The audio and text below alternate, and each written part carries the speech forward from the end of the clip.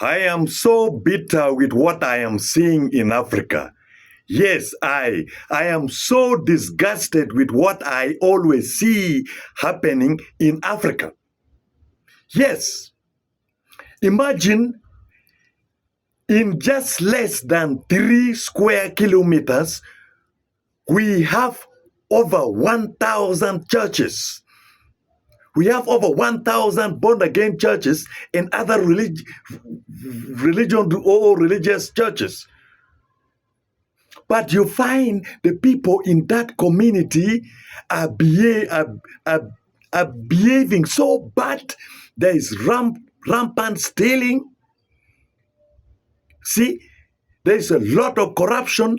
There is a lot of bad thing happening in just kind of community. Then you will ask yourself, what are all these churches doing? Because we all know that the work of those churches or the work of church in a community should be there to transform the lives of the people in that community. But you find that we have thousands of churches, but you could not see the impacts of those churches in that community. Then what are people doing there? Why are politicians and the leaders accepting that to happen in our country? Why are they accepting just kind of thing to be happening in our country? See, you find a lot of dirty things, a lot of mess is happening in the watch of our leaders, in the watch of our politicians. Why? What are the use of our leaders and those politicians in the office? Did they go there just to do corruption? Or they are the one encouraging the people in African community to be stealing? You find this kind of bad, weird, or this kind of weird behavior was not there in Africa. It was not there in Africa. Before the religions and those missionaries came to Africa, Africa were living a very organized kind of society. People know that stealing is bad. People know that corruption is bad. You find somebody having 1,000 acres of maize, all their things in the garden, nobody could touch. But religion has spoiled our community. The missionary has spoiled our country, our countries. They have completely spoiled our people. They have brainwashed the mind of our people. And it is really, really disgusting. It's really disgusting. If I were a leader, those churches would not be there. Those churches would not be there. And I would put a very tough rules. I will reduce the churches completely. And some churches, I will just abolish them. I will just close them down. First of all, what is the reason of having 1,000 churches in just a very small area, in just a very small community? You find there are 1,000 churches. For what? What is the reason? To me, I just do look at these churches as their work is just to steal the people. Their work is just corrupt the mind of the people. Their work is not to transform our community. The churches should be given tough rules and regulations that your work are A, B, C, D. You find the NGOs which are doing the rightful things, which are doing the good thing in our community, who are trying to change the livelihood of our people, who are trying to transform the community. They are being chased out by the government. They are being chased out. But the churches which are corrupting people, which are stealing from their own worshippers,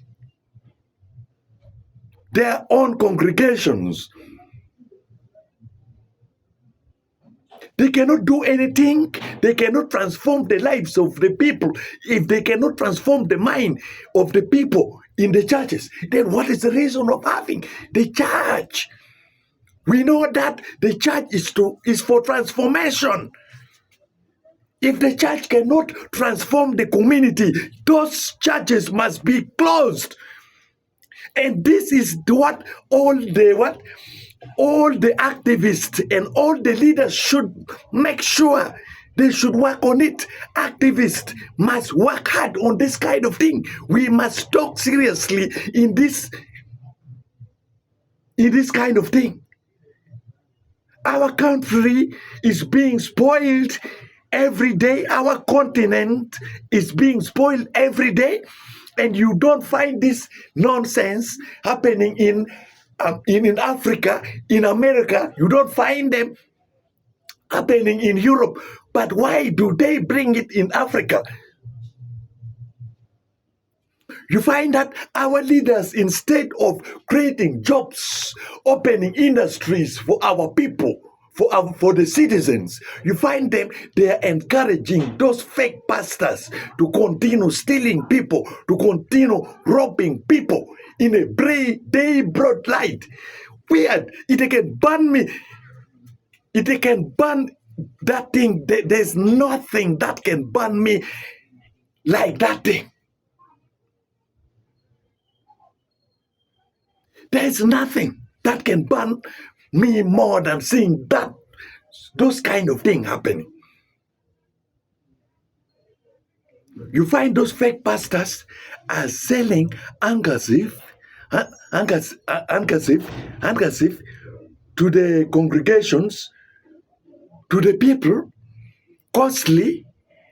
I heard that in some country, they sell something called holy rice. How can holy rice be there? That some churches also have holy snakes. How can a snake be holy? For God's sake, how can a snake be holy? Some churches are there. I heard in some country, I read this. This is a real thing. I even watch. There is a pastor. His work is just to suck women breast. Tichime doro chak pamon. Tichime doro chak pami. Pole church and punky mon kiken. No, pastor and tichime doro chak pamon. Sucking women breast. And why is the government is allowing just kind of evil activity to open to continue happening in our community? In our community, look, you see how our women, our mothers has been reduced to just kind of thing. Weird. It burned me as if I must fight. If I were a leader, I could close down all those churches there and then. Oh, and those people deserve to be in prison. Those fake pastors deserve to be in prisons. How can you open a church and you call it Jesus Deliverance or putting the name of God in that church, but your intention is just to suck women's breast? Really? This is not madness? Is not the world coming to an end? What? Our leaders, why are you accepting just kind of things to be happening in our community? Why? And what is the reason of you leaders to be there? What is your work? What are you doing in our community? It is so disgusting. There is nothing that I have seen that is more frustrating or disgusting like that thing. What? Now, our leaders, those are the first thing that you should do to make sure any wrong activities in our community, in our society, should not be encouraged. You find some women are going with children, with young girls, with children in just kind of churches. And then what kind of thing What does it show in the eyes of our new generation? This is so bad. This is so disgusting. So disgusting. How can we help Africa? Why is this kind of punishment coming from? I've been in the Middle East. It's even rare to see mosque. It is rare to see mosque, but you find out the people there in that community behave so well. They love each other. They are really they really care for their community. See? There is no corruption in the Middle East. There's no alarm, no stealing. People in that community stay so well. They really have peace. They are really enjoying. But you come back. If you go in Africa, you find that a place with 1,000 churches have 1,000 and 1,000 thieves. There is rampant robbery. There is rampant stealing.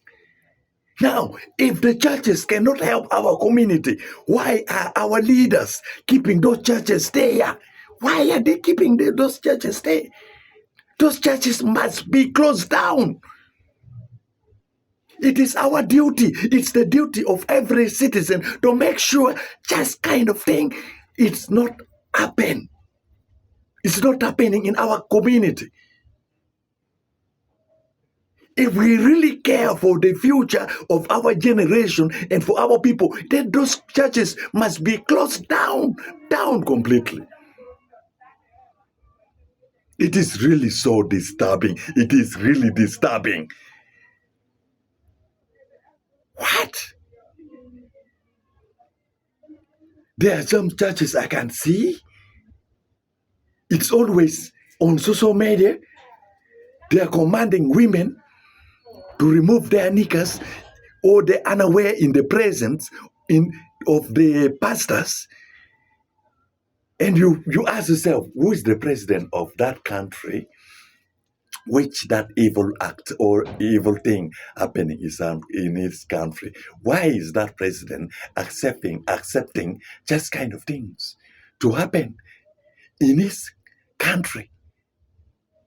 Why does he allow those fake pastors to be doing that just kind of things to the citizens? Why? Ucholo mero wa yebu wangwa, African wa yebu wangwa. We all know that hard work pays. And the only thing that can help the community, that can change our livelihood, is hard work. Our politicians should be there to open church, to open industries, vocational schools. Our children should be taught life skill training. They should learn life skill training, something good, something developmental, but not fake pastors, not fake churches, which are just ruining the future of our people, which are just affecting the minds of our new generation. We as the leaders, the activists, and everybody there, we must come together. There were not this kind of thing during those time of Muslim society, yes, and then maybe the Church of Uganda, OC, but this kind of born-again churches, they are the one bringing all this nonsense. I think all this nonsense is coming from that side of America.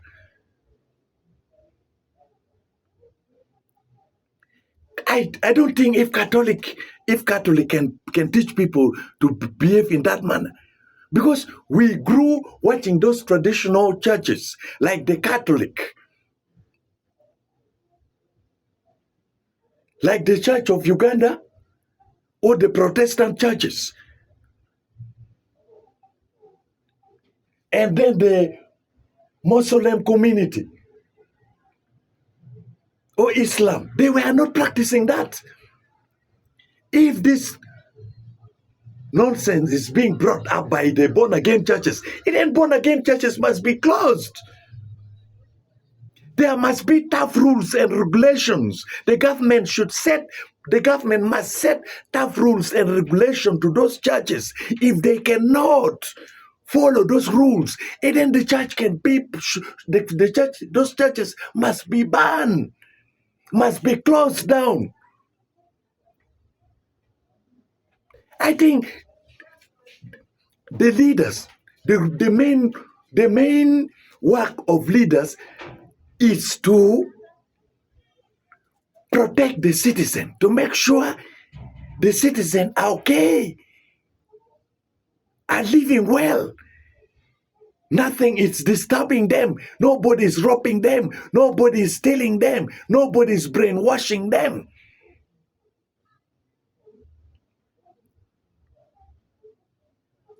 Africans, we must wake up. If you go to China, you find everybody is busy doing something.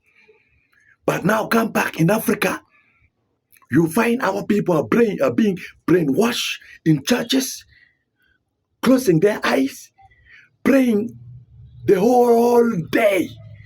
And then tomorrow, the whole day, Monday to Monday, churches open. Monday to Monday, prayers.